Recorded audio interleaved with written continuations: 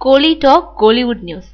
Jackson துரைக்காக கடவுளை வேண்டும் பிந்து மாதவி. வெப்பம் படத்துல தமிழுக்கு வந்த தெலுங்கு நடிகர் பிந்து மாதவி கழுகு படத்துல பிரபலமானாங்க. அதை அடுத்து கேடி பில்லா, கிலாடி ரங்கா, தேசிங்க ராஜா, தமிழுக்கு என் ஒன்றை அழுத்தம் உள்பட பல படங்கள்ல நடிச்சாங்க. ஆனா பெருசா வளருவாங்கன்னு எதிர்பார்க்கப்பட்ட பிந்து மாதவியோட மார்க்கெட் திடீர்னு டல் அடிச்சிடுச்சு. அதனால பசங்க 2 உள்பட சில படங்கள்ல சின்ன வேஷங்கள்ல நடிச்ச அவங்க இப்போ சிவராஜ் நடிச்சிருக்கும் ஜாக்சன் துரை படத்துல நாயகியா நடிச்சிருக்காங்க. இதுக்கப்புறம் அவங்களுக்கு புதுசா படங்கள் இல்ல.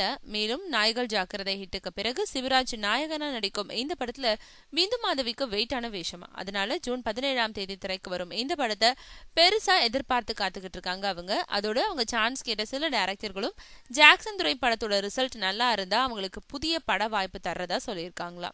அதனால இந்த படம் எப்படியாவது வெற்றி அடையணும்னு எல்லா கடவுள்கள் கிட்டயும் வேண்டிக்கிட்டு இருக்காங்களா பிந்து மாதவி.